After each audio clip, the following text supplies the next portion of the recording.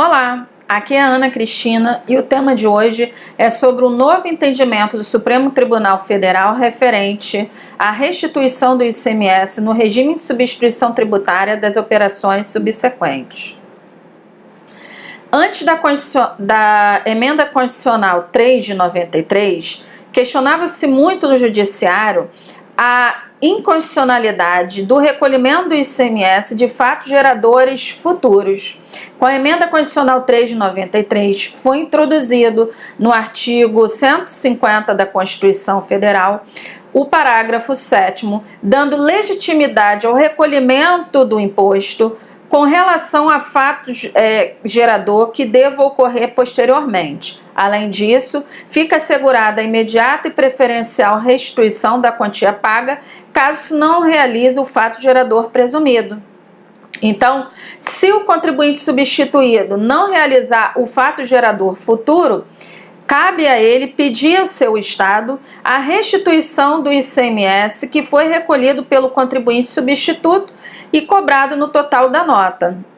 No regime de substituição tributária, conforme essa ilustração, que vocês podem até estar verificando no portal da Cefaz do Rio de Janeiro, é uma operação interna onde o contribuinte substituto, neste caso aqui, é o industrial ou importador.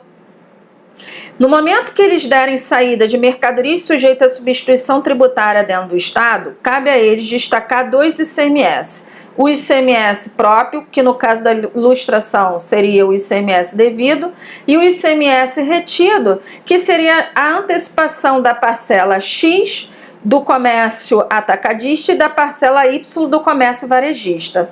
Para esse contribuinte substituto recolher o ICMS retido, ele teve que usar uma base de cálculo de retenção, que seria a base de cálculo presumida, que seria o preço dele de venda, mais o IPI, mais o frete, e acrescentar a margem de valor agregado do produto previsto lá na legislação do Estado. O que seria a margem de valor agregado? É um percentual que a Receita Estadual acredita que, jogando sobre o preço fábrica, tem como verificar com muita boa precisão o preço praticado a consumidor final. Só que, na realidade, o contribuinte substituído, quando vai vender o seu produto, ele pratica, na maioria dos casos, um valor bem menor do que foi utilizado para antecipar o imposto dele. E o que acontece? Lá no parágrafo 7º, interpretava-se que esse contribuinte substituído só tinha direito a pedir restituição ao seu Estado se o fato gerador dele subsequente não ocorresse. Houve um acordo entre os estados, com exceção de São Paulo e Pernambuco, através do convênio 13 de 97, onde nesse convênio os estados estabeleceram que o regime de substituição tributária ele é definitivo lá na origem.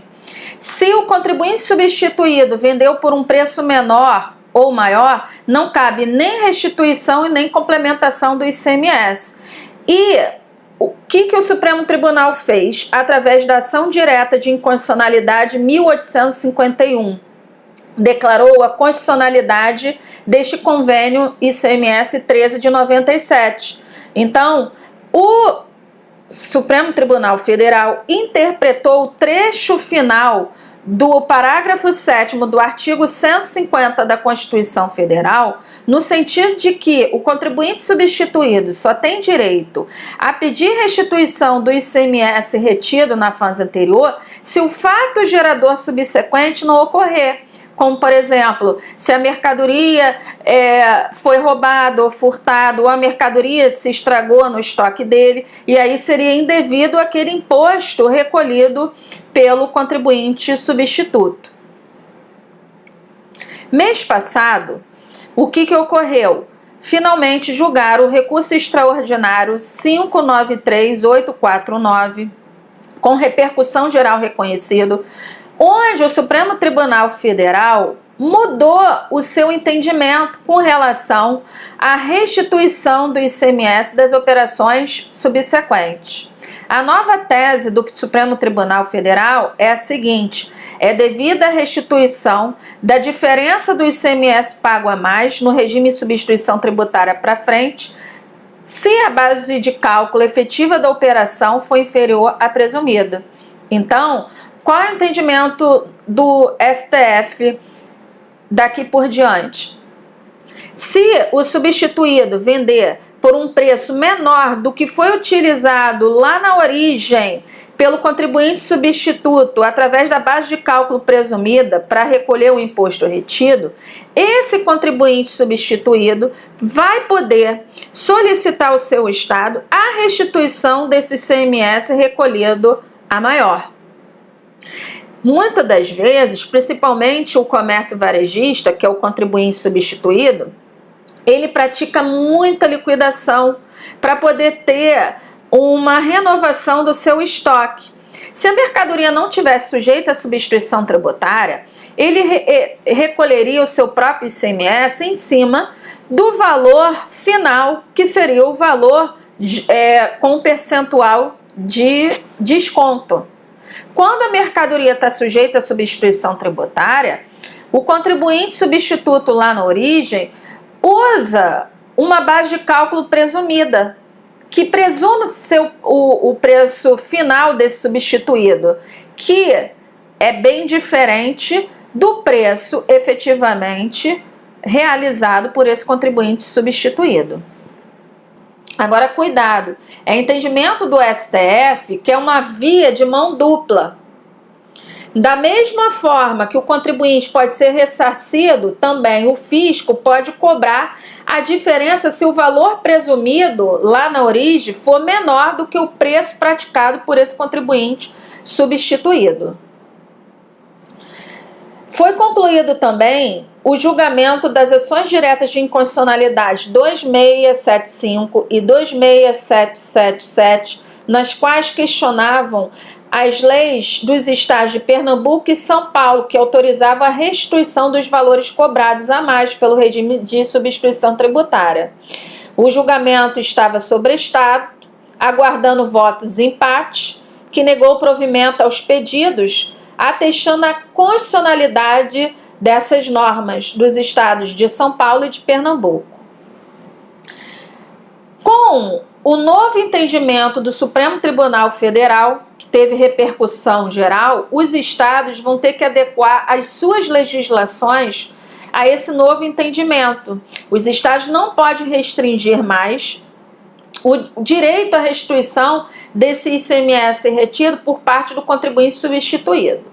Hoje, na legislação do Estado do Rio de Janeiro, por exemplo, lá nos artigos 17 e 18, só prevê a restituição do ICMS retido no caso do fato gerador subsequente não se realizar. Ou seja, o que é o fato gerador não realizado? Caracteriza-se pela inocorrência de operação subsequente por motivo de perda, roubo, quebra, extravio, inutilização ou consumo de mercadoria pelo contribuinte substituído. Então, hoje, o Estado do Rio de Janeiro só restitui o ICMS retido para o substituído se a mercadoria se estragar no estoque dele, ou se foi roubada ou furtada, ou se ele consumiu a mercadoria.